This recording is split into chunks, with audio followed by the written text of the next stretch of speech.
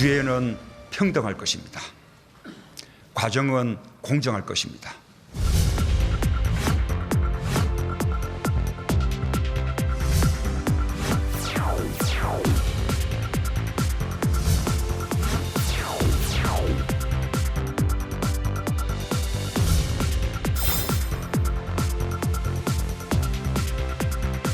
개회를 선언합니다.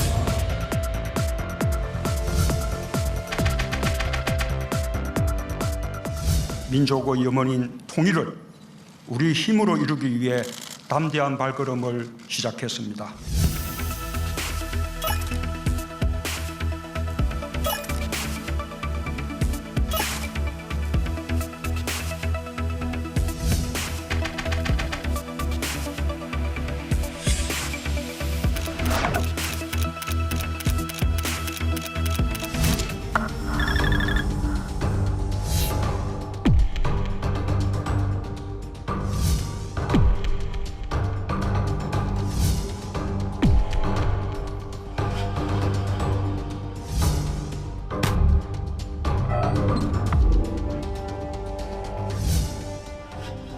정치권의 대립과 갈등이 격화되고 있어서 매우 안타깝습니다.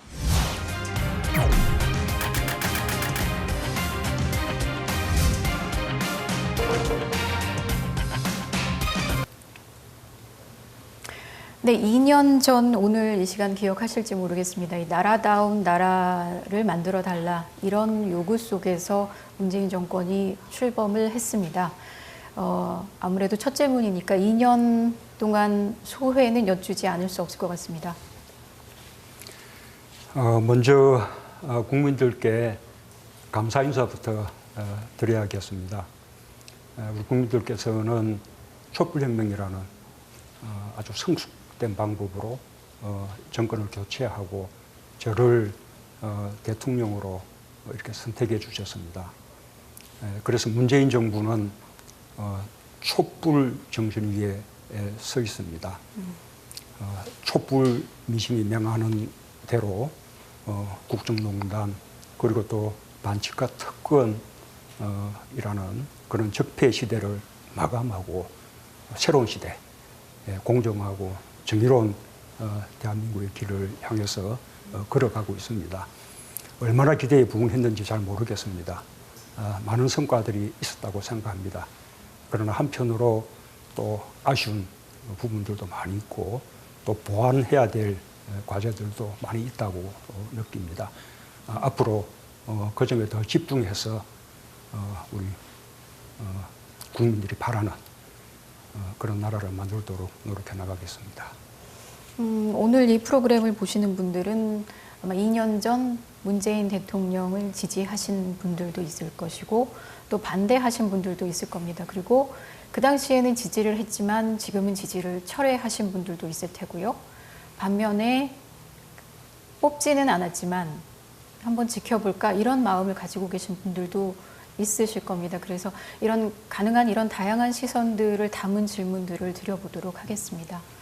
아무래도 어떤 질문으로 시작을 해야 되나 고민을 했었는데 오늘 조금 전에 생긴 현안부터 여쭐 수밖에 없을 것 같습니다. 4시간 전이죠. 4시 반쯤부터 해서 북한이 발사체 2발을 쏘아 올렸습니다. 오늘은 단거리 미사일로 추정이 됩니다. 일단 보고는 받으셨죠? 예, 그렇습니다. 북한이 며칠 전에 여러 종류의 단거리 발사체를 발사한 데 이어서 오늘은 일단 단거리 미사일로 추정되는 그런 발사를 했습니다. 며칠 전에 발사에 대해서는 신형 전술 유도 무기라고 일단 규정을 했었는데 오늘 단거리 미사일로 그렇게 추정하는 이유는 며칠 전은 북한이 동해안에서 자신들의 앞바다를 향해서 발사를 했기 때문에 사거리가 비교적 짧았습니다. 네. 오늘은 평안북도 지역에서 육지를 넘어서 동해안까지 발사를 했기 때문에 2발 중에 한 발은 사거리가 400km를 넘습니다. 그래서 일단 이 단거리 미사일로 한미 양국이 함께 추정을 하고 있는 것입니다. 그 판단은 지금 한미 양국이 같이 내린 판단이고요. 공조하고 있습니다. 예. 그러니까 지난번 4일인가요? 그때 발사체 최장이 240 이 정도였는데 오늘은 보면 사거리 420km 발사체가 있는 거죠? 네, 두 발 중에 한 발이 그렇게 된 것으로 그러면 지금 보고 그때보다 있습니다. 한 1.5배 사거리가 더 늘어난 것이고 그렇게 해서 한미 양국이 공조를 통해서 이 발사체는 단거리 미사일로 추정이 된다. 일단은 이렇게 규정을 내리셨다 이런 말씀이신 거죠. 그러면 사실 지난번 발사체 때는 한미 양국이 전략적 해석이라는 표현도 나왔습니다만 미사일이라는 표현을 쓰는 데는 조금 주저하지 않았습니까? 그런데 이제 사거리가 이렇게 됐고 지난번에 일단 고도가 낮은 데다 낮았고, 네. 사거리가 짧았기 때문에 이렇게 미사일로 단정하기에는 좀 이르다고 보고 계속 한미 양국이 지금 분석 중에 있는 것이고요. 오늘은 고도는 낮았지만 발사 고도는 낮았지만 그러나 사거리가 길었기 때문에 일단은 단거리 미사일로 추정을 하는 것입니다. 예, 조금 더 추가적으로 뭐 궤적이라든지 또 북한이 어떤 영상이나 사진 화면을 공개할 수도 있고 이래서 좀 더 면밀한 분석은 있어야 되겠지만 예를 들어 탄도미사일 이 가능성이 있으면 문제가 예를 들어서 유엔의 어떤 결의안 위반이다 이런 해석으로 이끌어갈 수 있는 사안 아닙니까? 일단 그 유엔의 안보리 결의는 그 북한의 중장거리 탄도미사일을 이렇게 겨냥한 것이었습니다. 그 이전에 북한이 단거리 미사일을 발사했을 때는 문제 삼은 적이 없었습니다. 그러나 유엔 안보리 결의 속에는 또 이제 탄도미사일을 이렇게 하지 말라는 그런 표현이 들어있기 때문에 비록 단거리라 할지라도 그것이 탄도미사일일 경우에는 유엔 안보리 결의에 위반될 그런 소지도 없지 않다고 그렇게 생각을 합니다. 그 부분은 이제 조금 더 추가적인 분석이 있어야 할 테고요. 그렇습니다. 그래서 그 최종적인 판단은 한미 양국이 그 재원이라든지 종류라든지 궤적이라든지 이런 것을 조금 더 면밀히 이렇게 분석해서 판단을 하게 될 것입니다. 참고로 말씀드리면 지난번의 발사에 대해서도 유엔 안보리 결의 위반 여부를 여전히 이제 판단 중에 있긴 하지만 일단 미국은 지금까지는 유엔 안보리 결의는 위반하지 않은 것으로 그렇게 지금 판단을 내리고 있고요. 그 판단 역시 한미 양국이 같이 하는 판단이시죠? 공유를 합니다. 한편으로 그럼 남북 그 군사 합의 이에 이제 위반되는 거 아니냐라는 판단도 필요한데 지금 이제 남북 간에는 서로 무력 이렇게 사용을 하지 않기로 그렇게 합의를 한 바 있습니다. 그리고 이제 훈련도 그 휴전선으로부터 비무장지대로부터 일정한 구역 밖에서만 하도록 그렇게 이제 합의를 한 바 있는데 지난번이나 이번에 북한의 이 훈련 발사는 일단 그 구역 밖에 있고 그리고 또 군사 합의 이후에도 한미 양국이 남북이 함께 기존의 무기 체계를 더 이제 발달시키기 위한 그런 이제 시험 발사나 훈련 등은 계속 해오고 있기 때문에 남북 간의 군사 합의를 위반한 것은 아니라고 그렇게 보고 있습니다. 그러나 어쨌든 북한의 이런 행위가 거듭된다면 지금 대화와 협상 국면을 어렵게 만들 수 있다라는 점을 북한 측에 경고를 하고 싶습니다. 북한이 4일하고 오늘 이 닷새 만에 두 차례 도발을 했습니다. 수위는 올라갔습니다. 이러면 사실 현 국면에서 좋은 시그널은 분명히 아닌 것이고요. 북한이 왜 이 시점에서 이런 도발 행위를 하는 것이라고 판단할지 그 의도를 분석하는 게 현재로서는 중요한 포인트일 것 같은데요. 정확한 의도를 알 수 없지만 북한이 지금까지 북한 자신의 매체를 통해서 밝혀온 여러 가지 보도 내용들과 종합해서 보자면 북한은 지난번 하노이 제2차 북미 정상회담이 합의를 이루지 못하고 끝난 데 대해서 상당히 불만을 가지고 있는 것 같습니다. 그래서 미국이나 한국 양측에 대해서 일종의 시위성 성격이 있지 않는가라고 시위성 성격으로 판단을 일단은 하고요. 규정을 하시고요. 예. 그와 함께 앞으로 그 비핵화 대화를 자신들이 원하는 방향으로 이끌고자 하는 그런 이제 압박의 성격도 담겨 있다고 봅니다. 또 한편으로는 조속한 그 회담을 촉구하는 그런 성격도 있지 않을까 생각합니다. 어쨌든 북한의 의도가 뭐라고 하더라도 결국 근본적인 해법은 북미 양국이 조속히 빨리 앉는 것이라고 생각합니다.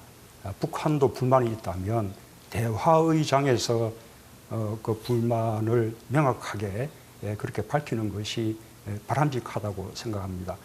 이런 방식으로 북한의 의도를 여러 가지로 해석하게 만들고 또 우려하게 만들고 자칫 잘못하면 대화와 협상 국면에 찬물을 끼얹을 수 있는 이런 선택을 거듭하는 것은 결코 바람직하지 않다라는 것을 북한 측에 다시 한번 이야기를 하고 싶습니다. 그 4일 단거리 발사체가 발사됐을 때 한미 양국이 어떤 북한의 의도를 판을 깨려는 것으로 보지는 않는다라는 취지로 해석을 하는 기류였습니다. 그런데 이런 어떤 그 도발에 대해서 단호한 규정을 하지 않아서 북한이 추가 도발성 행위를 한 것이다. 이런 시각도 있을 수 있을 것 같은데요. 일단 이 북한은 계획된 그런 행동으로 일단 보입니다. 그러나 이 대화의 판을 깨지 않으려고 노력하는 모습도 함께 보여주고 있습니다. 뭔가 하면 과거에는 이런 발사를 하면 네.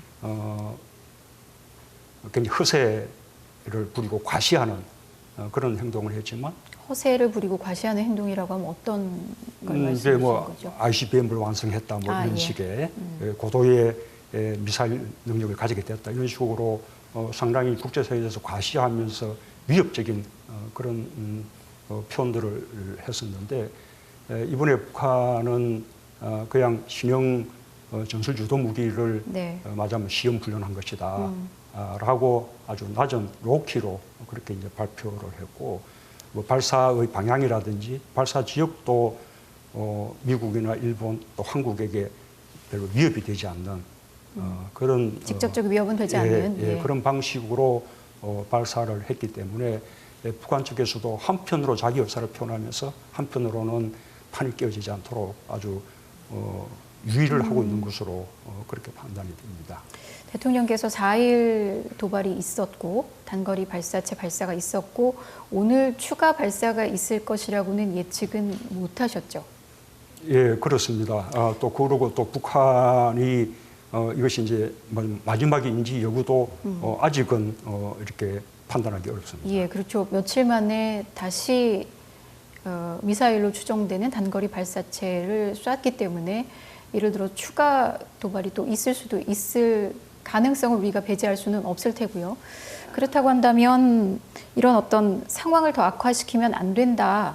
이 상황 관리 차원에서라도 우리가 어떤 특사를 보낼 필요성이 있다. 이런 판단은 안 하고 계신 건가요? 일단 이렇게 북한의 의도가 어디에 있건 이 북한의 행동이 자칫 잘못하면 협상과 이 대화의 어떤 국면을 오히려 어렵게 만들 수가 있다라는 점은 우선 우리가 경고를 하는 바이고요. 그리고 아까 근본적인 해법이 역시 북미 간의 조속히 마주 앉는 것이라고 생각하는데 또 그렇게 이렇게 될 수 있도록 우리 한국 정부는 다각도로 그 노력을 하고 있습니다. 이런 상황에서 어쨌든 지금 나온 얘기는 그 대북 식량 지원 문제입니다. 이 문제도 또 여쭤볼 수밖에 없을 텐데요. 한미 정상 간 회담 통화 때 이 문제를 먼저 거론하셨죠, 트럼프 대통령께? 일단 통화의 첫 목적은 지난번 그 발사에 대해서 어떻게 볼 것인가라는 것을 서로 이제 공유하기 위한 것이었는데 그에 대한 트럼프 대통령의 말씀은 좀 고약한 일일 수는 있지만 신경 쓰지 않는다. 신경 쓰지 않는다. 김정은 예. 위원장을 좋아한다. 김정은 위원장과 좋은 관계에 있다. 나는 김정은 위원장과 대화를 원하고 또 대화를 통해서 잘 해결될 것이라고 기대하고 있다.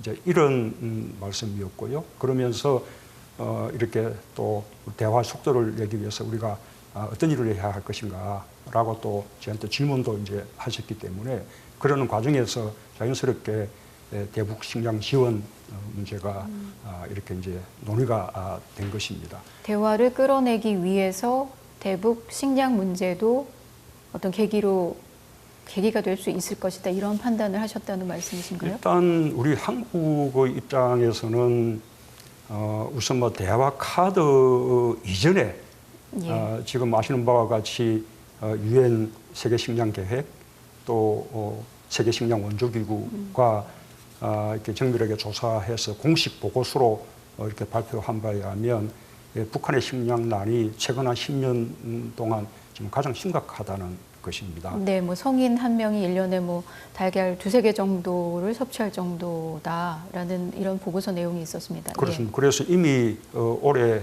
1월부터 식량 배급량을 많이 이제 줄였고 앞으로 이제 6월부터 8월까지 춘군기 동안에는 더 이제 줄일 그런 이제 전망이어서 한 40% 정도가 북한 인구의 40% 정도가 맞아면 이제 기아에 직면하게 되고 특히 아동들과 여성들이 집중적으로 피를 입게 될 것이다라는 이제 그런 보고고 그래서 세계 각국에게 북한에 대한 식량에 지원을 촉구하는 그런 이제 내용들이었습니다.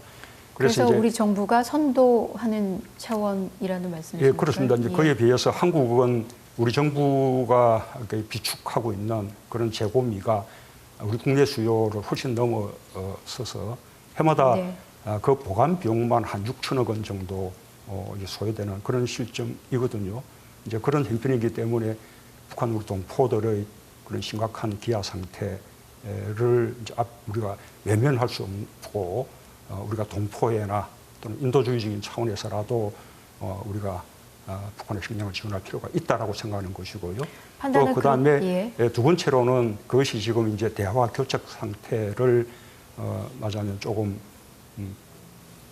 열어주는 그런 어떤 효과도 있을 것이라고 생각합니다. 그 점에서 트럼프 대통령은 아주 전폭적으로 지지를 피워주셨습니다.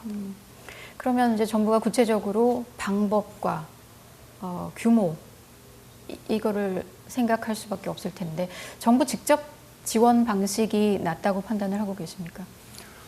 일단은 트럼프 대통령의 그 전폭적인 지지에 대해서 제가 한 번 더 좀 구체적으로 설명을 해드리면 왜냐하면 그 부분이 미국 측도 그 발표에서는 없었다라는 것에 대해서 좀 의문을 표시하는 분들도 계시기 때문에 설명드리면 일단 트럼프 대통령은 전폭적으로 이렇게 지지를 하시면서 자신이 우리 한국의 북한에 대한 인도적 지원에 대해서 맞으면 절대적으로 축복을 한다라는 말을 좀 전해달라. 그리고 그것이 또 굉장히 또 아주 큰 좋은 일이다라고 자신이 생각한다는 것을 또 이렇게 발표해달라. 예, 그 부분은 충분히 전달이 됐을 것 같고요. 예, 그러면 뭐 그렇게 여러 번 뭐 이렇게 서너 번 거듭해서 부탁을 할 정도였고요. 일단 이제 우리가 식량 지원을 하게 되면 결국 이제 남북 협력 기금을 이제 사용해야 되는데 나중에 사후에 국회에 보고도 해야 합니다. 그래서 북한의 식량 지원 문제에 대해서 저로서는 가장 바람직한 것은 지금 패스트 트랙 문제 때문에 지금 야간 이 전국이 지금 완전 교착 상태에 빠져 있는데 그 문제는 뭐 별도로 해결하더라도 북한에 대한 식량 지원에 대해서는 말하자면 대통령과 여야가 함께 모여서 좀 협의를 하는 것이 바람직하지 않을까라는 생각을 하고 있습니다. 그런데 이제 시점이 국민들이 받아들이기에 이런 단거리 발사체 발사 같은 국면에서 이 식량 지원 문제에 대해서는 어떤 혼란스럽거나 아니면 반감이 생길 수도 있을 것 같고요. 그래서 이제 그렇기 때문에 사실은 그 이제 식량 지원에 대해서 우리가 한미 간에 그렇게 합의를 한 것이 이번 발사 이제 이전인데 그 이후에 또 다시 이제 발사가 있었기 때문에 이 점에 대해서는 국민들의 공감이나 지지도 필요하다고 생각합니다. 또 여야 정치권 사이에 좀 충분한 논의도 필요하다고 생각하고요. 그래서 차제에 대통령과 여야 이런 대표들의 그 회동이 이루어지면 좋겠다라는 생각을 하는 것입니다. 이 문제를 가지고 그러면 예를 들어서 지금 꽉 막힌 국회 상황에서 여야 지도부에게 회담을 하자 지금 제의를 하신 거라고 제가 좀 예, 지금 이해를 그렇게 해도 제안을 하고 싶습니다. 예. 지금 뭐 패스트트랙 문제 같이 당장 풀기 어려운 문제는 뭐 이 주제로 하기가 곤란하다면 이번 식량 지원 문제 이런 또는 안보 문제 뭐 이런 문제에 국한해서 이렇게 회동을 할 수도 있다고 생각합니다.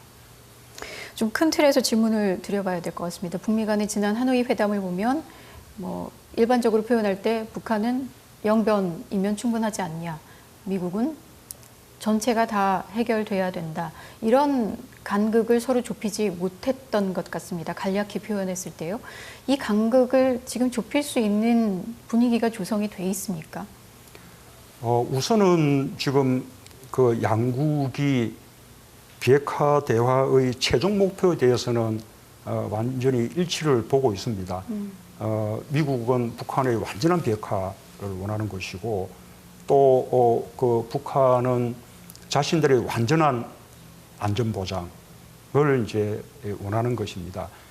이 점에 대해서는 서로 간에 또 한국까지도 다 이제 그 최종 목표에 대해서는 합의가 되어 있는 상황이고요. 문제는 예. 이것이 어느 순간에 짠 하고 한꺼번에 이렇게 교환될 수가 없는 것이기 때문에 거기에 이르는 서로 과정이나 프로세스 또는 로드맵이 필요한데 이 점에서 지금 의견이 맞지 않고 있는 것이죠. 그 중재자 역할을 하기 위해서 4차 남북 정상회담을 하시겠다, 추진하시겠다 하셨던 건데 지금 지지부진한 상태입니다. 언제쯤으로 저희가 예측할 수 있을까요?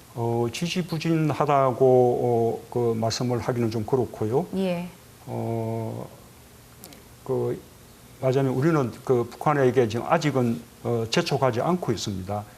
북한은 외교가 아주 발달된 그런 나라가 아닙니다. 하노이 정상회담 이후에 자기들 나름대로 입장을 정리하는 시간도 필요했을 때고, 그 다음에 또 푸틴 대통령과의 정상회담도 예전 있었고, 저희는 사전에 그 일정을 다 파악을 하고 있었기 때문에 그때까지는 북한이 이 대화를 위한 이런 회담을 위한 대화를 하기가 어려웠을 것이라고 판단했고, 이제 북한이 그렇게 대화를 할 수 있는 이런 상황이 됐기 때문에 지금부터 북한에게 적극적으로 이렇게 회담을 제안하고 또 대화로 끌어낼 그런 계획입니다. 제가 한번 이 질문은 언제 한번 드려보고 싶었다 했던 게 작년 4.27 정상회담 때 도보다리에서 30분을 얘기를 하셨습니다. 어떤 얘기를 하셨는지 혹시 좀 풀어주실 수 있으신가요? 예, 일단 뭐 저도 사실은 그때가 참 좋았습니다. 사실은 그 다음 일정에 이르는 하나의 그냥 그 휴식 시간에 그냥 좋은 그림으로 보여주기 위한 그런 이제 일정이었는데 실제로 이제 두 사람이 이렇게 정말 진솔하게 대화를 나눌 수 있는 좋은 기회가 되었고요. 정말 우리가 같은 민족이고 같은 언어를 사용하기 때문에 통역이 없어도 된다라는 것이 정말 참 좋았습니다. 그때 김정은 위원장은 자신들의 그 비핵화 의지에 대해서 그냥 아주 진솔하게 다 표명을 했습니다. 말하자면 안전 보장을 위한 것인데 핵 없이도 안전할 수 있다면 우리가 왜 제재를 무릅쓰고 힘들게 핵을 두고 있겠는가, 이런 표현으로 이제 비핵화 의지를 좀 표명을 했고, 미국과 말하자면 회담 해본 경험이 없고 주변의 참모들 가운데도 그런 경험들이 다들 없는데 회담을 한다면 어떻게 하면 좋을 것인가, 이런 이제 여러 가지 조언도 구하고. 조언을 구하고 그래서 주로 김정은 위원장이 나에게 물어보고 또 제가 그에 대해서 답해주고 하는 그런 시간이었습니다. 국내 정치 현안 문제로 들어가야 될 것 같습니다. 조금 전에 이 대북 현안들 그리고 식량 지원 문제를 화두로 한번 만나보자 이런 제안을 공식적으로 하신 거라고 봐도 되겠죠? 이미 이제 우리 남북 간의 정상회담을 이제 가져야겠다라는 것은 제가 공개적으로 이미 한번 발언을 했습니다. 실제로 북한하고 이제 그 실무적인 그 어떤 대화에 들어가겠다는 뜻을 지금 말씀을 드린 것이고요. 지금 여쭤본 것은 국내 정치권에 그렇습니다. 예. 지금 이 패스트트랙 문제로 여야 정치권이 이렇게 대치하고 있는 것은 정치의 성격상 우리가 이제 이해를 할 수 있는 것이지만 국민들 입장에서 볼 때는 참으로 답답한 그런 국면이 아닐 수 없습니다. 추려야 될 그런 민생 그런 법안들도 많이 있고 또 한풀로 이 추경 문제도 논의를 해야 되고 그래서 이런 국면에서 이렇게 필요한 것이 지난번에 합의했던 여야정 상설국정협의체를 가동하는 것이라고 생각합니다. 여야정 우선적으로 협의체가 방금 이렇게 현안으로 대두된 이런 문제들을 논의할 수 있지 않을까라는 것입니다. 11월에 가동되고 지금 계속 이어지지 않고 있습니다. 이 책임이 어디에 있느냐를 따질 수도 있겠지만 사실 국정 운영의 총책임자로서 대통령께서 야당과의 관계를 이렇게 풀지 않고 오랜 시간 끌고 간다라는 거는 결과론적으로는 국정 운영의 부담으로 돌아오는 것 아닐까요?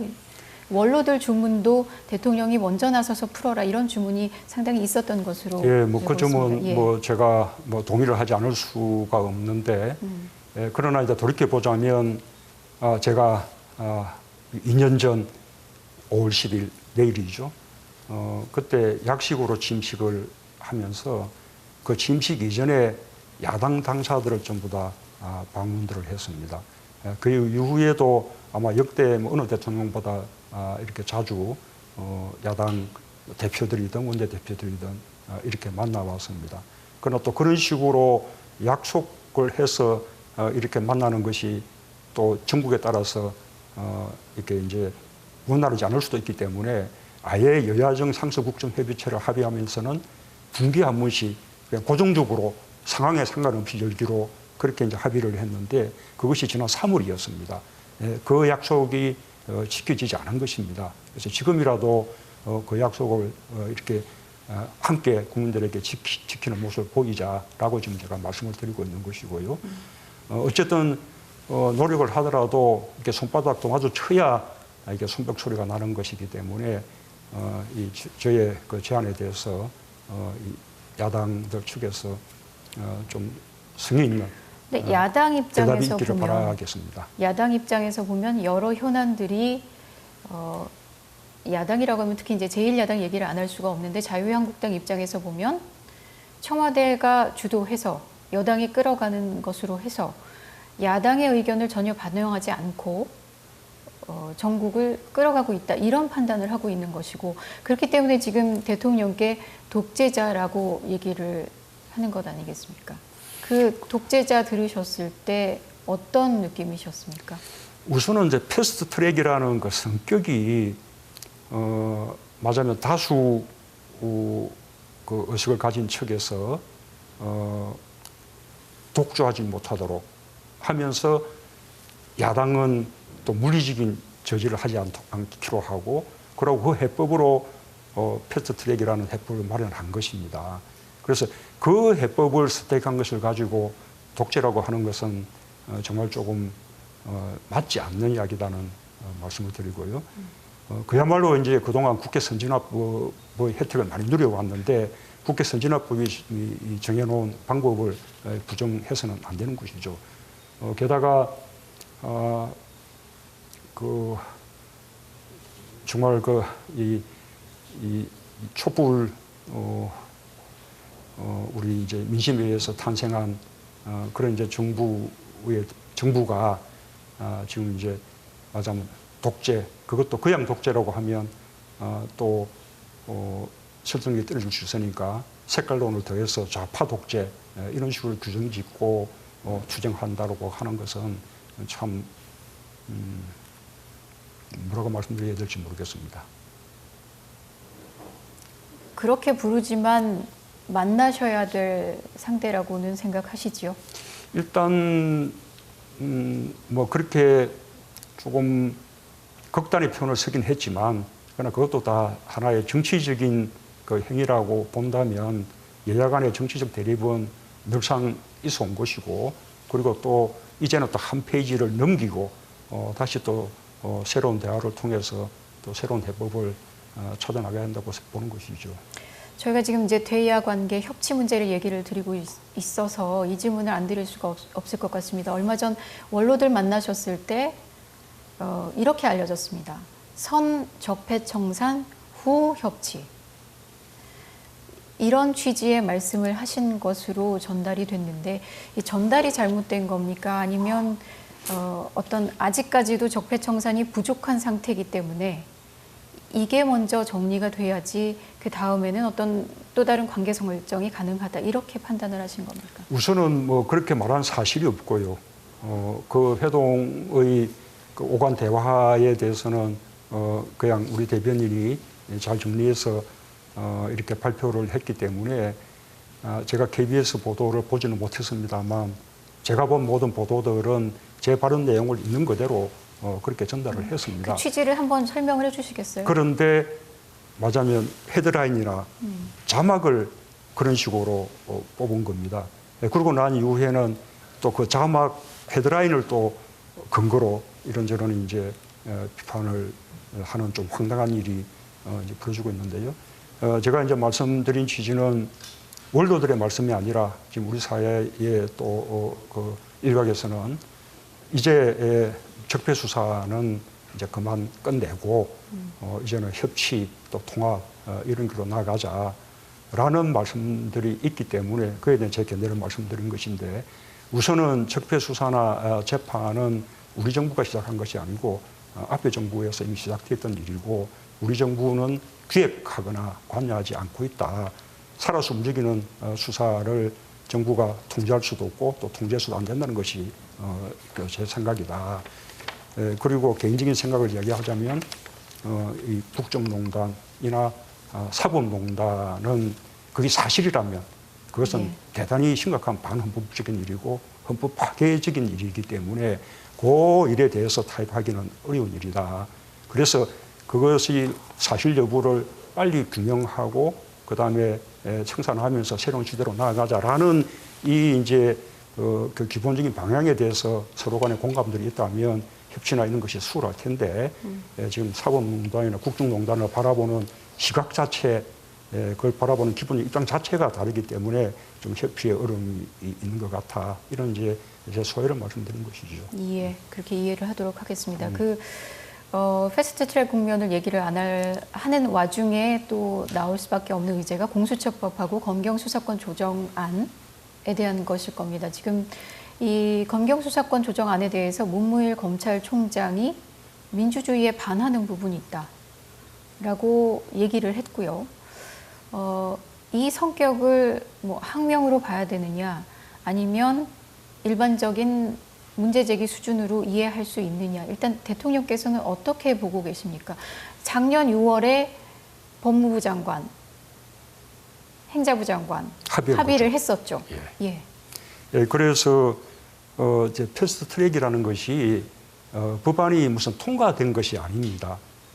법안을 상정시키는 것입니다. 그렇죠. 앞으로 상임위원회에서 논의하게 되고 또 국회 본회의에서 논의하게 되기 때문에 그것이 통과되기 위해서는 또 국회에서 또 두루 여론들을 수렴하는 그런 절차를 아마 거칠 것이라고 봅니다. 그래서 검찰도 이런 법률 전문 집단이고 그다음에 또 수사 기구이기 때문에 충분히 자신들의 의견을 이렇게 밝힐 수 있다고 생각합니다. 저는 뭐 그런 차원에서 밝힐 수 있는 방식이 그런 차원에서 공개적인 이해를 하고 있지만 제가 분명하게 조금 검찰에서 말씀드리고 싶은 것은 네. 지금 공수처 법안도 그렇고 수사권 조정도 그렇고 지금까지 검찰이 말하자면 사정기구로서 본연의 역할을 다 하지 못했기 때문에 그 개혁의 방안으로서 논의가 되는 것입니다. 검찰 스스로 개혁을 할 수 있는 많은 기회들을 지금까지 놓쳐 왔습니다. 그래서 검찰이 그런 개혁의 어떤 당사자이고 말하자면 이제는 셀프 개혁으로서는 안 된다라는 것이 국민들의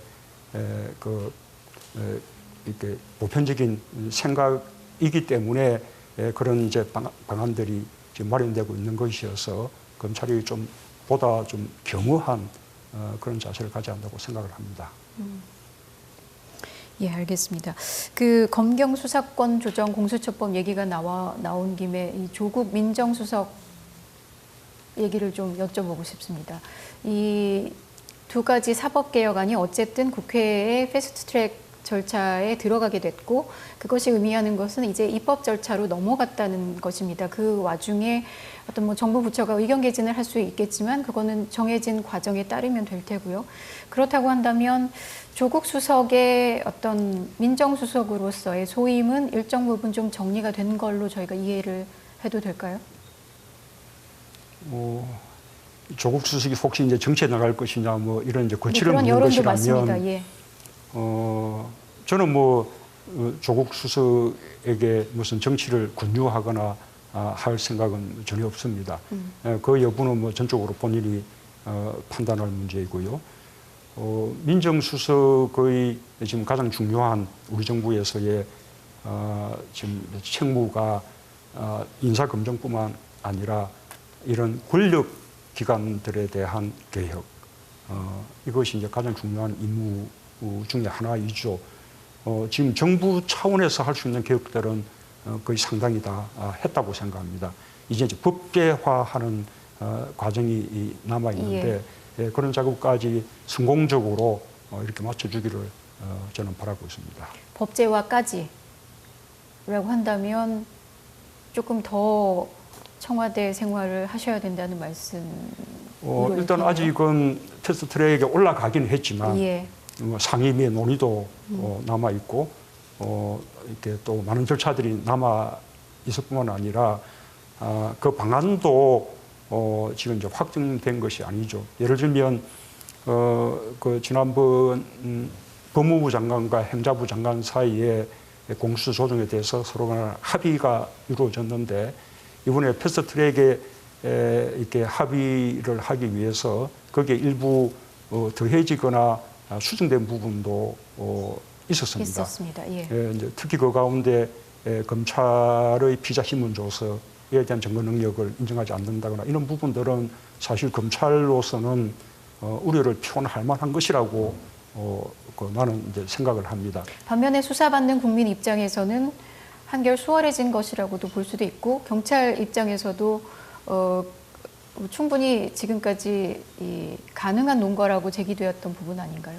공판 중심주의를 강화한다는 측면에서는 필요한 것이긴 하지만 지금 우리의 사법 체제가 그 단계까지 지금 충분히 준비되어 있느냐라는 부분들은 더 논의가 필요한 것이죠. 그에 대해서는 법원 측의 의견도 들어볼 필요가 있다고 생각하고요. 어쨌든 조금 다양한 이 의견 수렴은 필요하다고 생각합니다.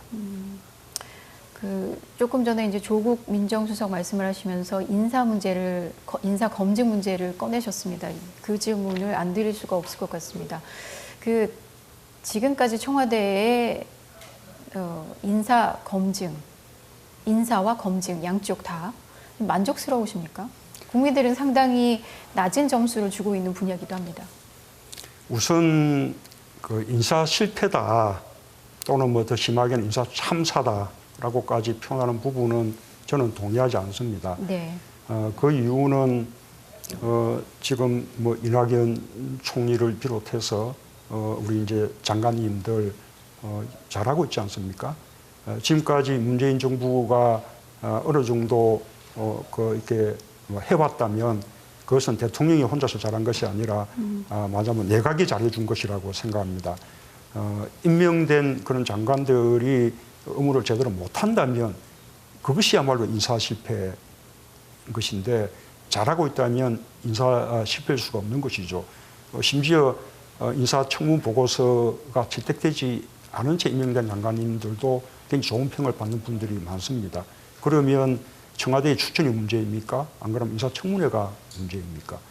지금 이제 인사 실패라고 부르는 부분들은 검증에 있어서 청와대의 검증에 있어서 국민들의 눈높이에 맞지 않는 부분들이 때로 있었다라는 지적인 것 같고 그 점은 저도 겸하게 인정을 합니다. 그래서 보다 검증을 더 이제 강화해야겠다라는 그런 다짐을 하고 있고 여러 가지 노력을 하고 있다는 말씀을 드리겠습니다. 그러니까 이제 뭐 예를 들어서 임명은 됐지만 이미선 헌법재판관 같은 경우는 이제 35억 주식 투자 논란이 됐었고 국토부 장관 후보자의 경우에는 국토부 장관이 다주택 하지 말아라고 하면서 본인이 다주택 했던 것 이런 것들이 인사청문 과정에서 드러났고 거기서 국민들은 어떤 기준이 맞는 거냐 검증이 잘못된 거냐 기준이 잘못됐던 것이냐 아니면 판단이 잘못됐던 것이냐 청와대의 판단이 이거를 물었었던 것이 이렇게 봐주시면 저는 좋겠습니다. 청와대의 검증부터 청문회까지 전체가 하나의 검증의 과정인 것이죠. 청와대의 검증이 완결지길 수 없습니다. 이 소수의 인원이 짧은 기간에 공적 자료에 의존해서 하는 검증이 완벽할 수 있겠습니까?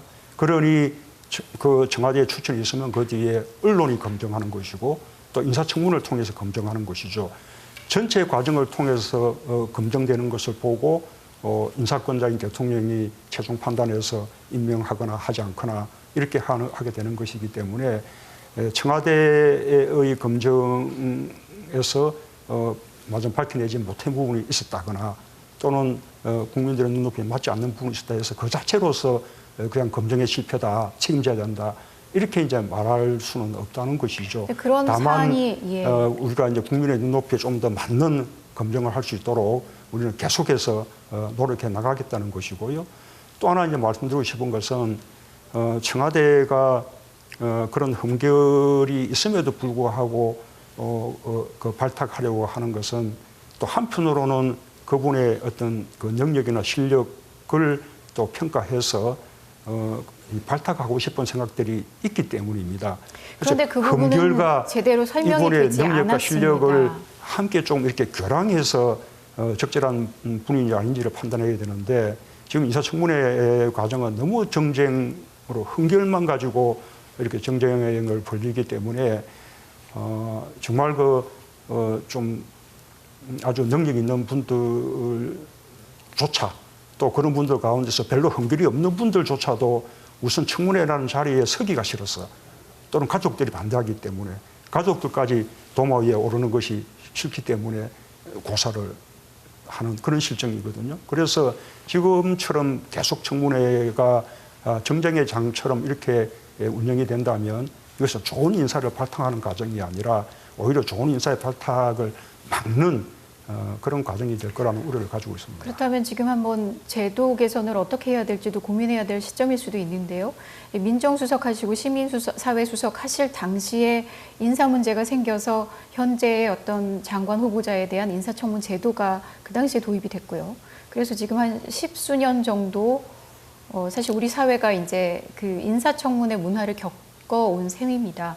그리고 제도 그렇다고 한다면 대통령께서 그렇게 판단을 하고 계신다면 예를 들어서 청와대가 갖고 있는 이 후보자에 대한 자료를 국회에도 제출을 하고 그 조금 내밀한 자료까지 그리고 나서 뭐 어떤 2단계로 나눠서 신상에 관한 것이라든지 이것은 비공개로 하고 나머지는 업무 역량이나 정책에 대한 부분이라든지 이런 거는 공개로 하는 식으로 예를 들어서 제도를 조금 다듬어 보자 이런 제안을 먼저 내놓으시는 게 어떤 국민을 설득하고 하는 절차일 텐데 지금까지 청와대의 모습을 보면 뭐가 문제냐라는 식의 해명이 있었고 말씀을 그렇게 풀어주셨지만 이런 흠결에도 불구하고 왜 이 사람을 쓰려는지 쓰고 싶은지에 대한 국민들의 이해를 구하는 설명 상당히 부족했다고 보입니다. 그렇기 때문에 유능한 게 맞는가, 솔직한 게 맞는가 이런 비판을 받았던 게 아닐까 싶은데요. 이 부분에 대해서는 좀 설명을 해주셔야 될 것 같습니다. 아까 첫 번째 부분 그 이렇게 제도화 부분은 저희가 이미 제안하고 있습니다. 그게 이제 미국식으로 인사청문 절차를 좀 두 단계로 나누어서 첫 번째는 도덕성 검증, 그 과정은 조금 비공개적으로 하고 그 대신에 청와대와 국회, 야당 모든 정보를 서로 공유하는 것입니다. 그 정보를 다 모아서 이분이 공직자로서 말하자면 자격이 있냐 없냐를 먼저 이제 판단하고 그거에서 이제 통과되고 나면 그 뒤에는 능력이나 정책 역량을 가지고 검증을 하는 그것은 공개적으로 하는 것이죠. 이제 그렇게 하는 것이 바람직하다고 생각하고 있고 그렇게 지금 제안을 하고 있습니다. 그렇게 된다면 청와대가 가지고 있는 모든 자료들 우리도 제출할 뿐만 아니라 또 반대로 또 야당의 그런 검증 자료들도 저희가 또 함께 또 보고 판단하고 할 수가 있을 테지요. 청와대가 이제 후보자를 발표하면서 이분에게 이러이러한 흠결이 있지만 그러나 이러이러한 점을 높이 평가해서 우리가 발탁하고자 한다. 이렇게 사실 먼저 이렇게 추천 단계에서 국민들께 밝혀드리고 싶습니다. 모든 후보자를 다 그렇게 할 필요는 없겠지만 적어도 이게 문제가 될 하다 싶은 분들에 대해서는 그렇게 이제 하면 좋겠고 사실 과거에 제가 민주수석을 할 때는 그렇게 한 적도 있었습니다. 네. 저는 지금 우리 인사팀들에게도 그렇게 이제 요구를 하고 있는데 초기에 그렇게 한번 했더니 방금 그렇게 이제 균형 있게 이분의 흠결과 이렇게 정책 능력을 비교해서 이렇게 보는 것이 아니라 오히려 본인의 흠결에 대해서 인사청문회에서 소명할 수 있는 그런 기회조차 주지 않고 말하자면 논란을 오히려 더 앞당겨서 이렇게 불러일으키고 거꾸로 청와대에는 또 흠결에 대해서 물타기를 하는 것이라고 또 이제 공격을 받고 아마 이런 일이 있었기 때문에 그 뒤에 그렇게 이제 못하게 된 것 같은데 그 점에 대해서는 나는 여전히 필요하다 생각하고 앞으로도 그렇게 검토하고 또 한번 시도를 해보겠습니다. 네, 이 대통령께 전하는 국민들의 목소리 일단 좀 듣고 다음 얘기 더 이어가도록 하겠습니다. 대북 관계는 조금 지금 마음이 좀 편해졌어요. 군대 보내는 이렇게 포함도가 되니까 그거는 좋아요. 예전 정권에 비해서는 그래도 소통을 좀 많이 하려는 것 같아가지고 그게 가장 좋은 것 같아요. 경제가 더 활성화돼서 사람을 많이 뽑아주기를 원하지. 지금 중소기업도 그렇고 다 인원을 줄인다는 이런 얘기만 들리고. 아르바이트 하시는 분들이 있었는데 그 최저임금을 맞추기가 굉장히 힘들어요. 그러다 보니까 거의 이제 오나분들이 혼자 하시는 분들. 최저임금이 올랐는데 저 알바하고 있는데 그 알바 근무수가 줄었어요. 하나님이 이 인건비 아끼신다고. 서민들은 이런 걸 보살펴 주지는 않고 자기들 당리 장착, 자기들 정책이나 이런 그런 싸움이 나고 앉았고 외교에 좀 신경 쓰고 북한에 대해서는 좀 덜 신경 써라. 우리 국민을 먼저 챙겨라. 요즘에 너무 미세먼지가 많아서 진짜 하늘 너무 보기가 어렵더라고요. 경제 발전도 좋지만은 빈곤 격차를 해소하는데 좀 정책이 주안점이 됐으면 좋겠다. 비교적 문재인 정부는 옳은 방향으로 잘 가고 있다고 생각해요. 네, 경제가 됐든 남북 관계 개선이 됐든. 성 범죄, 안전 문제, 치안 문제. 취업 나는 좀 해결해 주면은 하는 것도 있고. 복지 정책 이런 것이 좀 너무 지나치게 좀 이렇게 남발해가지고 내 생각에는 나중에 좀 힘들 것 같아요, 그런 게. 열심히 저축을 하고 있지만 사실상 이제 결혼을 하고 서울에 집을 마련해야 될 만큼의 큰 돈을 모으기는 좀 힘드니까 집값 수준 어떻게 해결된다면 좀 더 사회 초년생들이 자리를 잡고 더 빨리 성장할 수 있는 워킹맘으로서 키우는 게 너무 힘든 것 같아요. 회사 일도 해야 되고 뭐 애를 믿고 맡길 때도 만만치 않고. 들어보시니까 어떠세요? 예. 하여튼 저분들 말씀을 다 들어드리고 싶고 또 다 해결하고 싶고 또 그러지 못해서 또 송구스럽고 막 그러네요. 경제 문제가 아무래도 좀 많았던 것 같습니다. 그래서 지금은 이제 경제 문제에 대해서 몇 가지 좀 질문을 드리도록 하겠습니다. 우선 최저임금 인상 얘기부터 좀 드려볼까 합니다. 이 대통령께서 실행해 오신 경제 정책에 사람들이 가장 많이 기억에 남는 단어를 꼽으라고 한다면 소득주도 성장 이게 아닐까 싶습니다. 최저임금 인상이 소득주도 성장의 단 하나의 정책은 아닙니다. 그런데 최저임금 인상을 하는 과정에서 생긴 논란 때문에 소득주도 성장 자체에 논란이 좀 생겨버린 국면이 됐습니다. 이 과정을 조금 더 다듬어 갔으면 하는 어떤 후회는 지금 좀 없으신지 먼저 여쭙겠습니다. 그렇습니다. 아쉬움이 많죠. 우선은 이 점은 꼭 말씀드려야 될 것 같습니다.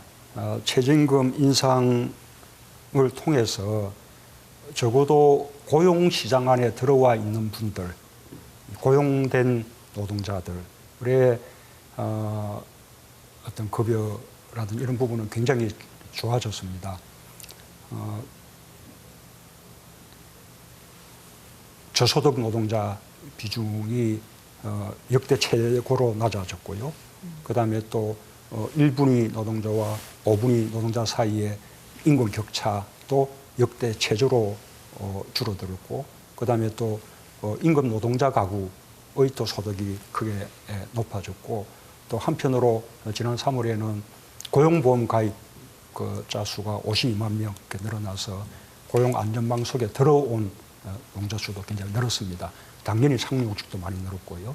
그래서 고용시장 안에서의 긍정적인 효과는 뚜렷한데, 반면에 고용시장 바깥에 있는 자영업자들의 삶이라든지 또는 또 가장 아래층에 있던 노동자들이 오히려 고용시장에서 밀려나게 돼서 더 어려움을 겪게 됐다든지 이런 부분들을 함께 해결하지 못한 것이 참으로 이제 가슴이 아픕니다.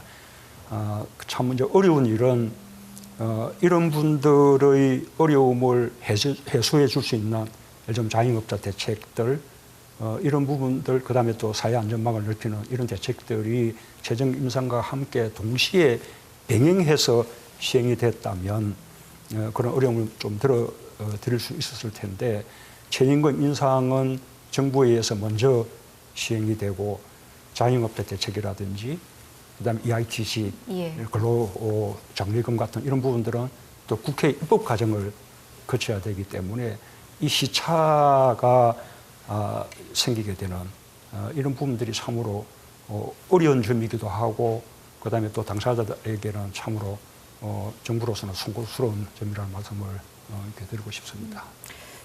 지금 이제 어떤 부작용이 있는지도 파악을 하고 계시고 이래서 최저임금의 속도 조절, 인상의 속도 조절에는 동의를 하시는 것 같습니다. 만약에 국회에 이 처리가 되지 않는다면 현행 제도로 내년도 최저임금 인상 폭은 결정이 될 텐데 2년간 두 자릿수 인상이었어요. 내년까지 두 자릿수 인상은 좀 무리라고 판단을 하시죠? 이거는 참 그 답변 자체가 이제 조심스러운데요. 예, 물론 대통령께서 결정 권한이 있는 사항은 아니라는 거는 이해를 하고 있습니다. 우선 그렇지만 대선 과정에 저를 비롯한 여러 후보들의 2020년까지 최저임금 1만으로 인상하겠다는 공약 이런 것이 그런 최저임금위원회의 결정에 영향을 미쳤다고 생각을 합니다. 그래서 그 점에 대해서는 대통령도 함께 이제 책임을 이렇게 져야 하는 것이라고 보고요. 일단 결정 권한이 이게 정부 대통령에 있는 것이 아니고 최저임금위원회에서 독립적으로 그렇게 결정하게 돼 있는 것이어서 이렇게 대통령이 무슨 가이드라인을 제시하기는 어렵다고 생각합니다. 그러나 이제 분명한 것은 그때 공약이 2020년까지 1만 원이었다고 해서 그 공약에 얽매여서 무조건 그 속도대로 인상돼야 한다. 그런 것은 아니라고 생각합니다. 우리 사회 우리 경제가 어느 정도 수용할 수 있는지 그 적정선을 찾아서 결정할 필요가 있는 것이죠. 그 올해 최저임금은 작년 최저임금 인상에 비해서 이미 좀 속도 조절이 좀 됐다고 생각합니다. 예. 그렇다 하더라도 2년에 걸쳐서 최저임금이 꽤 가파르게 그렇게 인상이 되었고 또 그것이 또 긍정적인 작용이 많은 반면에 또 한편으로 또 부담을 주는 그런 부분들도 적지 않다고 이렇게 판단한다면 최저임금 인상위원회가 그런 점을 감안해서 맞아 우리 사회가 우리 경제가 수용할 수 있는 적정선으로 판단하지 않을까 그렇게 기대를 하고 있습니다. 그러니까 2020년 만원 공약에 얽매이지 않고 사회가 수용할 수 있는 선에서 정해질 것이다. 예. 예, 그래서 그러기 위한 이제 법 제도로서 최저임금 그 결정의 제도의 어떤 이원화 예. 두 단계를 거쳐서 결정하도록 이렇게 법 개정안을 낸 것인데 그것이 이제 국회에서 처리가 되지 않아서 아쉽습니다만 현행 제도로 가더라도 최저임금 인상위원회가 그런 취지를 충분히 존중하지 않을까 예. 그렇게 기대를 합니다. 어떤 입장을 갖고 계신지는 충분히 설명이 됐을 것 같습니다. 좀 전에 잠깐 설명을 드렸지만 이 최저임금 인상 논란 때문에 소득주도 성장이 불필요한 논란이라고 표현해야 될까요? 하여튼 좀 굉장히 논란에 휩싸인 정책이 돼버렸었는데 요즘은 좀 이 용어를 좀 덜 쓰시는 것 같습니다. 지금 아까 얘기했다시피 이 노동의 어떤 고용의 질은 좋아진 것이 분명합니다. 그러나 고용 양의 증가에 있어서 과거보다 이제 못해졌기 때문에 그 못해진 이유 속에는 여러 가지 구조적인 문제도 많이 있지만 최저임금 인상의 어떤 말하자면 그 효과도 있다라고 지금 이제 그 이야기들이 되고 있는 거죠. 물론 이제 어느 정도 영향을 미치느냐라는 그쪽에 대해서는 서로 이제 평가가 다릅니다만 그러나 또 이 부분들은 또 시간이 조금 더 필요한 부분이기도 합니다. 당장 작년 1년간 보면 고용의 증가가 현저하게 둔화가 돼서 고용 증가 수가 10만 명 밑으로 떨어졌는데 금년 지금 2월, 3월 두 달 동안은 다시 25만 명 수준으로 그렇게 이제 다시 좀 높아졌고 정부는 그 추세가 좀 지속될 것으로 그렇게 보고 있습니다. 그래서 원 당초 경제 계획상으로는 올해 고용 증가를 15만 명 정도로 이렇게 잡았었는데 지금은 20만 명 정도로 조금 이제 상향하는 그런 식의 이제 기대를 하고 있고요. 특히 추경까지 이렇게 통과가 된다면 그 목표 달성에 더 용이해지리라고 그렇게 보고 있습니다. 그래서 최저임금 인상으로 인해서 생기는 여러 가지 부작용의 문제조차도 사실은 좀 더 이제 긴 어떤 시간을 두고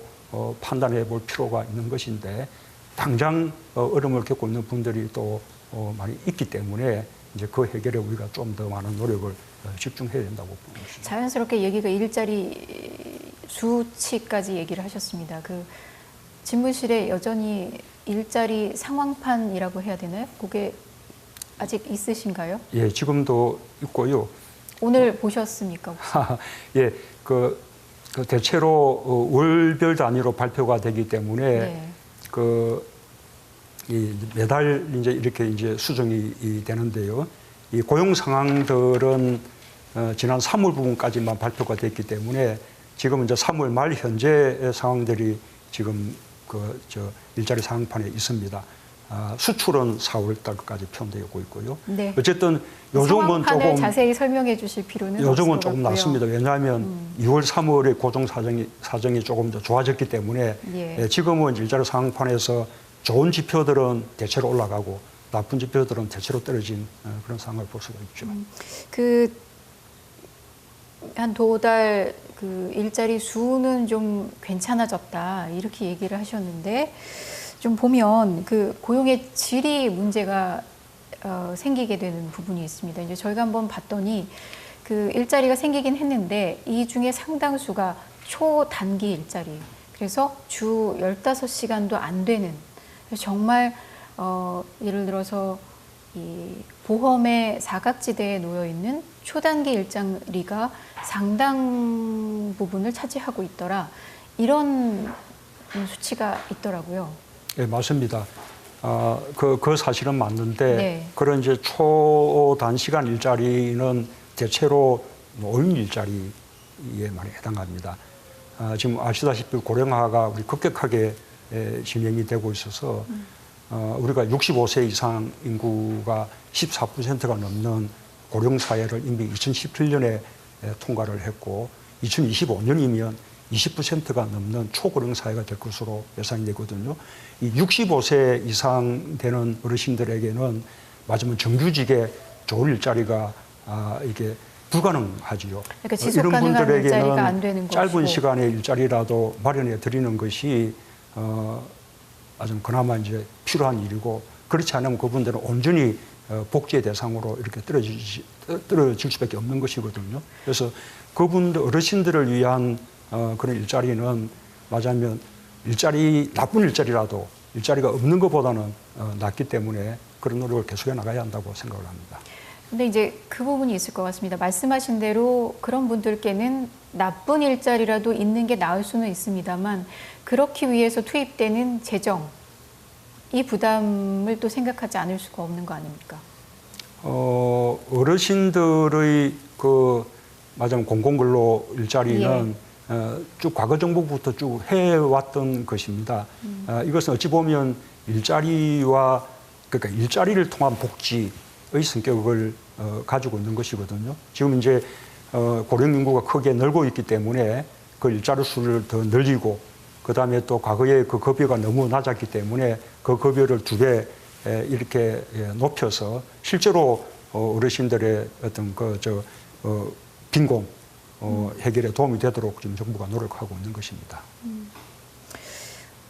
그래서 뒤에서 말씀드리자면 노인 빈곤율도 꽤 개선되고 있다는 말씀을 드립니다. 지금 일자리를 지금 노인 일자리에 집중해서 얘기가 흘러가고 있는데 사실 지금 제일 문제는 청년 일자리 아닙니까? 지속 가능한 일자리가 청년에게 계속 공급되는 것이 가장 중요할 텐데 이런 일자리는 어디서 만들어야 되는 건가요? 일단 공공부문에서 만들겠다 81만 개 공약을 하신 것은 있습니다만 일단 지난 2월, 3월 청년들의 고용률 아주 높아졌고 그다음에 청년들의 실업률도 아주 낮아졌다는 그 말씀을 드리고요. 특히 25세부터 29세 사이는 굉장히 인구가 늘었음에도 불구하고 그런 이제 고용 상황이 아주 좋아졌다는 그런 말씀을 드립니다. 물론 완전히 다 해결된 것은 아니죠. 이 좋은 일자리를 늘리려면 여러 가지 방향이 있다고 생각합니다. 하나로서 이렇게 다 해결할 수 있는 만능의 카드는 없죠. 첫째, 우리가 이제 제조업의 강점이 있지 않습니까? 제조업 강국인데 그동안 조선이나 자동차 같은 주력 제조업이 세계 경기 둔화 속에서 좀 부진을 겪었습니다. 그래서 제조업을 혁신해서 고도화함으로써 경쟁력을 높여서 일자리를 늘리는 방향이 하나 있을 테고요. 그다음에 또 새로운 신산업들을 빨리 이제 성장시켜서 좋은 일자리를 만들어야겠고 또 요즘 하는 벤처 창업들을 크게 늘리고 지원할 필요가 있겠습니다. 또 한편으로는 아까 말씀하신 그런 어떤 공공 일자리 부분도 아까는 어르신들 일자리만 이야기했지만 소방관이나 경찰들은 아직까지 수가 부족합니다. 또한 사회 서비스 일자리는 아직도 많이 이제 부족한 실정이죠. 그래서 그런 걸 통해서도 일자리를 더 늘려나갈 필요가 있다고 봅니다. 일자리 얘기는 그렇고요. 우리 지금 경제 성장률이 지난달에 마이너스 0.3%였습니다. 경제 괜찮은 건가요? 걱정되는 그 대목입니다. 그게 앞에 그 분기에 비해서 0.3% 마이너스 성장을 이루었고 작년에 비하자면 1.8% 성장에 해당하는 것이거든요. 우리의 목표는 적어도 5, 6% 이런 이상의 예, 성장이기 아직까지 낮추진 때문에 않고 있습니다. 앞으로 더 예. 이제 만회를 해 나가야 되는 건데 다행스럽게도 그 분기의 마지막인 3월에는 그 이제 저성장의 원인이었던 이렇게 수출 부진 또 투자 부진 이런 부분들이 서서히 이제 회복되고 있고 지금 좋아지는 추세입니다. 그래서 정부나 한국은행에서는 점점 2, 4분기부터는 상황들이 좋아져서 하반기에는 우리의 이제 잠재 성장률에 해당하는 2% 중후반 수준을 회복할 것이다. 그렇게 지금 좀 전망하고 있고 또 기대를 하고 있습니다. 그런데 이제 이 다른 기관들, 해외 기관들이 성장률을 전망치를 낮추는 경우가 있고요. 또 이 얘기를 한번 드리고 싶습니다. 지난 2년 동안 대통령 행보 중에 인상 깊었던 한 장면을 꼽으라면 5.18 민주화 운동 기념식장에서 유족을 위로해 주신 장면이 하나 있을 것 같습니다. 그때 사람들이 같이 눈물을 흘렸던 것은 대통령에게서 공감을 읽었기 때문이라고 저는 생각을 합니다. 그런데 경제가 심리여서 그런지는 모르겠습니다만 이 수치는 괜찮고 괜찮아질 거다라고 말씀을 해주셨습니다만 이런 것들이 사실 실생활에서 어려움을 겪고 있는 국민들에게는 와닿지가 않습니다. 그래서 우리는 답답한데 왜 대통령께서는 괜찮다고 할까? 이런 인식의 괴리 문제를 요즘 많이들 얘기를 하시거든요. 그 말씀은 뭐 충분히 이해를 할 수 있는데요. 그러나 우리가 이제 분명하게 또 인정해야 할 것은 우리가 거시적으로 볼 때 한국 경제가 크게 성공을 거두었다는 것입니다. 지난번 원로들과의 대화 때도 이용구 전 총리께서 지금 우리가 지금 이제 우리 앞에서 벌어지고 있는 일들은 과거 한 70년간 우리가 크게 성공해왔기 때문에 생길 일들이다. 그런 말씀들을 하셨는데요. 작년에 우리가 소득 3만 불이 넘어서면서 세계에서 7번째로 3050 클럽, 3만 불 이상 인구 5천만 명 이상 그 클럽에 우리가 가입을 하게 되었습니다. 그런 나라들, 그 다음에 G20 국가들이나 이런 OECD 국가들 가운데서는 한국은 상당한 고성장입니다. 3050 클럽 가운데서는 이례적으로 경제가 좋았던 미국 다음으로 한국이 가장 높았고요. 지금도 그런 추세가 계속되고 있습니다. 그래서 거시적인 경제의 성공은 우리가 인정하고 자부심을 가져야 한다고 생각합니다. 다만 그것이 국민들에게 고르게 다 소득 배분이 이렇게 되지 않고 있기 때문에 아직도 양극화가 심각하고 특히 소득이 낮은 층의 소득이 늘지 않고 있기 때문에 그분들의 삶의 문제를 해결하지 못하고 있다. 그리고 또 이제 고용의 증가가 많이 이제 주춤해졌다. 그래서 일자리를 더 늘려야 한다. 이런 부분에 대해서는 정부도 똑같은 인식을 하고 있고 똑같은 아픔을 느끼고 있는 것입니다. 일자리도 그렇고 뭐 투자 활성화도 그렇고 경제가 또 활력을 찾기 위해서도 정부도 노력을 해야 되지만 사실 또 한 축은 기업입니다. 요즘 기업을 많이 방문하시는 모습들을 제가 좀 언론에서 봤습니다. 가장 직전이죠. 최근에 삼성전자를 방문을 하셨고 이재용 부회장을 만났습니다. 어떤 질의를 드릴 건지 아마 좀 예측도 하실 수 있을 것 같은데 대법원 판결을 앞두고 이재용 부회장을 만난 것에 대해서 조금 부담은 없으셨습니까?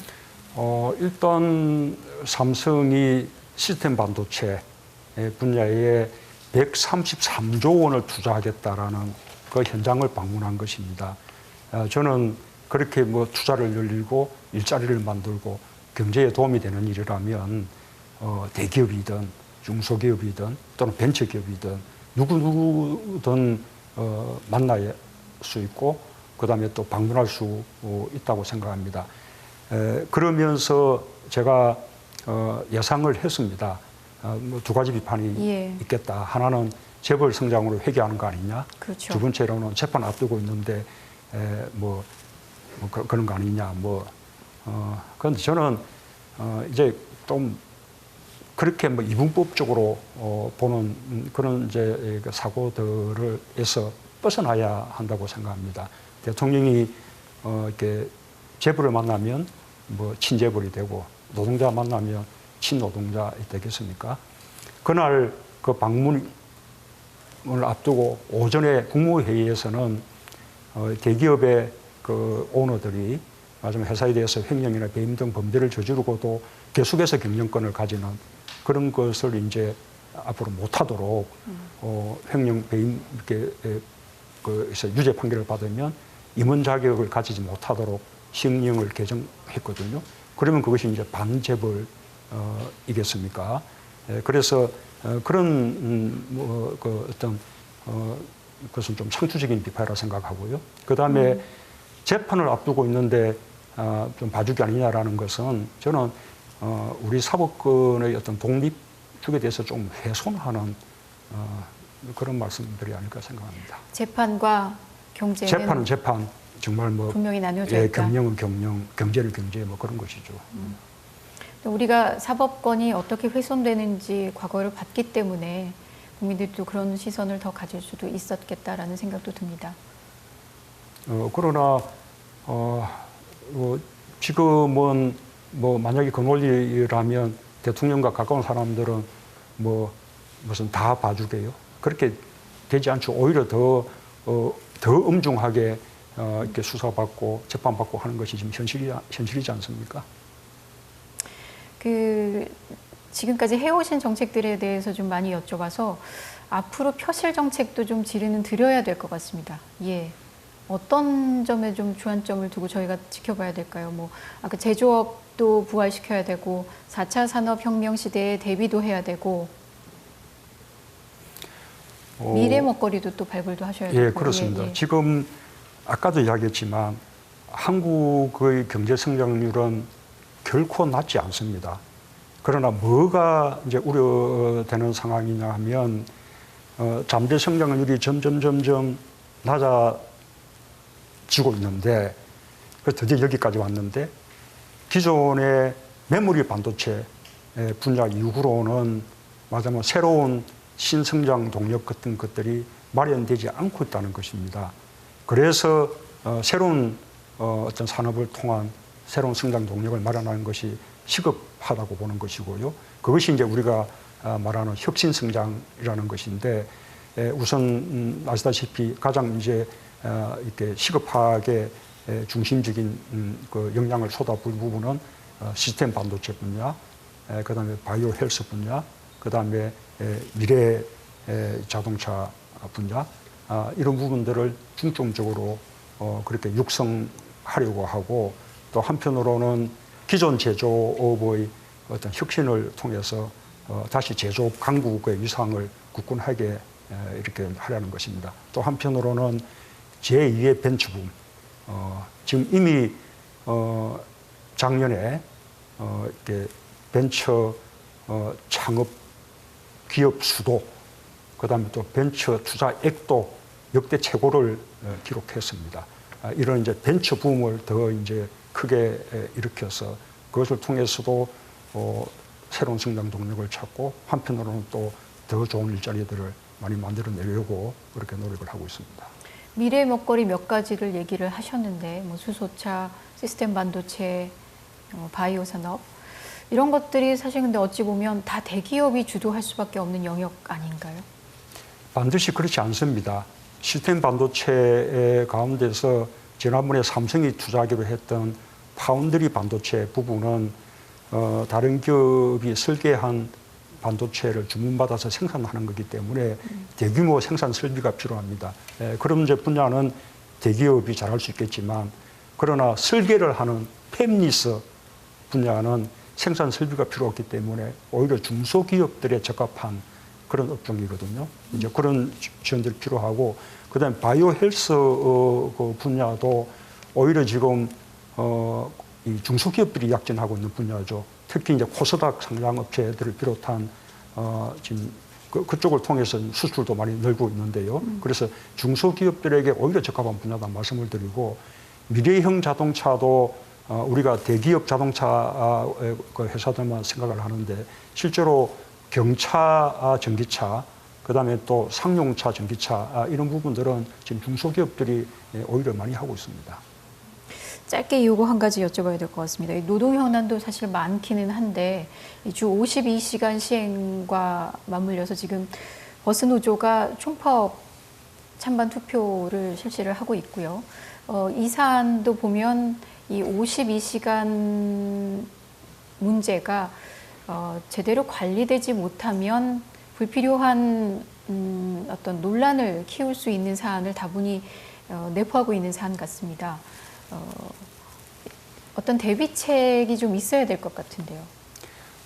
지금 52시간 노동제 같은 경우도 지금은 이제 300인 이상 이렇게 기업에 시행되고 있는데 작년 말까지 95% 정도가 다 시행에 들어가서 지금 거의 안착이 되고 있습니다.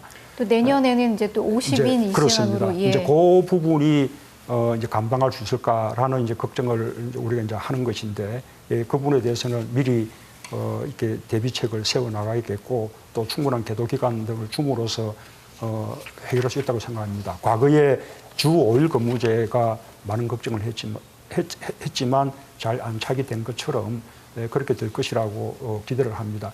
이번에 이제 버스 파업 부분은 그 특례에서 이제 버스도 이제 제외되게 돼서 이제 주 52시간을 이제 준수하게끔 되어 있는데 대부분의 지자체에서는 이미 공영제 또는 중공영제를 통해서 이미 주 52시간이 말하자면 다 이제 이미 시행되고 있습니다.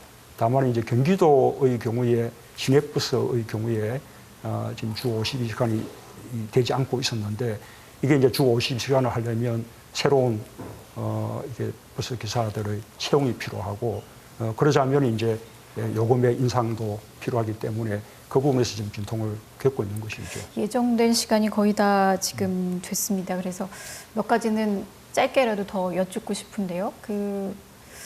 좀 예민한 질문일 수 있습니다. 이 보수 진영에서 박근혜 전 대통령 사면 요구를 계속 하고 있습니다. 물론 반대하는 목소리도 상당합니다. 그리고 대통령께서는 법률가시기 때문에 어떤 법적 판단은 있으시라고 봅니다. 아직 대법원 판결 전이고 또 우리 대통령의 사면권을 제한적으로 쓰겠다라고 얘기를 하셨고 그렇지만 대통령으로서의 판단은 조금 다를 수도 있을 것 같아서 한번 여쭤보겠습니다. 일단 그 박근혜 대통령과 이명박 대통령 두 분 전임 대통령께서 지금 처해 있는 상황, 한 분은 지금 보석 상태이지만 여전히 재판을 받고 있는 상황이고 아직은 한 분은 또 이제 수감 중에 있고 이런 상황에 대해서는 정말 가슴이 아픕니다. 아마 누구보다도 그 제 전임자 분들이기 때문에 제가 가장 가슴도 아프고 부담도 크리라고 생각을 합니다. 그러나 답변은 아까 말씀하신 대로 아직 재판이 확정되지 않은 그런 상황이기 때문에 그런 상황 속에서 사면을 말하기는 어렵다. 그런 대법원 원칙적인 답을 될 판결이 수밖에 나온 없겠습니다. 대법원 판결 이후에 생각해 보시겠다 이렇게. 어쨌든 그 사면 이전에 그 재판이 확정되기 예. 이전에 사면을 말하는 것 자체가 그것은 뭐 어려운 일이다. 예. 알겠습니다. 아까 외교안보 분야에서 좀 질의를 드리고 싶었는데 못한 게 한일 관계 문제입니다. 아무래도 과거사 문제는 우리가 어떻게 현재에서 과거를 지울 수도 없는 문제고 이 과거사 문제가 한일 관계에 족쇄가 된 게 너무 오랜 시간입니다. 실질 협력 문제가 클 텐데 전혀 진도를 나가지 못하고 있는데요. 하나 계기가 생긴 게 일왕이 바뀐 계기가 있는데 이 때문일까요? 일본에서는 일왕 방한 추진 얘기도 언론에서 나온 것으로 알고 있습니다. 좀 검토해 보신 사안이실까요? 아닙니다. 어쨌든 그 일본 그 새천왕의 그 즉위를 계기로 한일 관계가 더 발전했으면 좋겠다라는 희망을 가지고 있습니다. 저는 뭐 한일 관계가 굉장히 중요하다고 생각하고 앞으로 더 이제 미래지향적으로 발전돼 나가야 한다고 생각합니다. 다만 이제 어려움을 겪고 있는 것은 과거사 문제가 한 번씩 양국 관계 발전의 발목을 잡고 있는데 그것은 결코 우리 한국 정부가 만들어내고 있는 문제가 아닙니다. 네. 과거에 엄연히 존재했던 불행했던 과거 때문에 비록 한일 기본 협정이 체결되긴 했지만 인권 의식들이 높아지고 또 국제 규범이 또 높아지고 하면서 여전히 이제 조금씩 이제 상처들이 부거져 놓는 것인데 이 문제들로 인해서 미래지향적인 협력 관계가 손상되지 않도록 양국 정부가 잘 지혜를 모을 필요가 있는 것이죠. 그런데 그 일본 이 정치 지도자들이 자꾸 이제 그 문제를 국내 정치적인 문제로 자꾸 이렇게 이제 다루기 때문에 이 과거세 문제가 미래지향적인 발전의 발목을 잡는 일이 거듭되고 있다고 생각합니다. 저는 양국이 함께 지혜를 모아나가기를 바랍니다. 다음 달 G20 계기의 한일 정상회담은 혹시 준비가 들어간 상황일까요? 예, 그때 그 일본을 방문하게 될 텐데 네. 그 계기에 일본의 아베 총리와 회담을 할 수 있다면 그것은 뭐 좋은 일이라고 생각합니다. 그 내년 총선이 있어서 여쭙겠습니다. 예, 총리를 포함해서 많은 분들, 일부 장관들이 상당히 장수하고 계시는 분들이 있으세요. 총선이 있으면 뭐 당에서 요구가 있을 수도 있을 테고 혹시 개각 시점을 좀 생각하시는 게 있으실까요? 특별히 뭐 개각 시기를 생각한 것은 없습니다. 다만 뭐 총리님을 비롯해서 이렇게 장관들이 정치에 나선다면 그것은 뭐 전적으로 본인 의사에 달려 있는 것이고 대통령으로서 바라고 싶은 것은 이렇게 선거에 나갈 생각이 있다면 이렇게 선거 시기에 임박해서가 아니라 좀 이렇게 충분한 여유를 두고 이렇게 그 의사를 밝히는 것이 바람직하겠다고 생각을 하고 있습니다. 그것은 이게 선거에 대한 정부의 어떤 공정성 이런 부분 이런 면에서도 필요한 일이라고 봅니다. 뿐만 아니라 요즘은 유권자들의 요구도 이제는 뭐 낙하산으로 이렇게 공천받아서 내려오는 것이 아니라 좀 지역에서 좀 더 이렇게 지역 주민들하고 밀착되기를 바라기 예. 때문에 그것이 유권자들의 요구이기도 하다고 생각합니다. 그 80분 예정된 시간이 이미 좀 넘어섰습니다. 그 많은 질문을 드렸는데 오늘 충분히 답변을 하셨는지 모르겠습니다. 그 마지막으로요. 마지막 질문입니다. 한 며칠 전 외신에 평범한 국민들이 위대함을 이뤘다 이런 취지의 기고문을 내신 것을 상당히 인상적으로 읽었습니다. 이 평범한 국민들에게 앞으로 3년 후는 어떤 모습일 것이다 라고 마지막으로 말씀을 좀 해주신다면 어떤 것인지 마지막 질문으로 여쭙겠습니다. 우선은 요즘 무슨 히어로, 영웅 이런 다른 영화들이 인기를 끄는 것 같습니다. 역사를 봐도 영웅들이 역사를 바꿔온 것처럼 이렇게 느껴지기도 하고요. 그러나 제가 말씀드리고 싶은 것은 결국 그렇지 않다는 것입니다. 우리 한국이 잘 증명하고 있습니다. 3.1 독립운동, 지도자들이 이끌었던 것이 아니라 평범한 그냥 민중들이 이끌었거든요. 그 다음에 뭐 4.19 혁명, 그 다음에 북한민주항쟁, 또 5.18 광주 민주화운동, 뭐 6.25 항쟁, 그리고 또 우리가 지난번에 그 촛불 혁명조차도 전부 다 평범한 시민들의 선한 의지가 모여서 이루어낸 것이지 않습니까?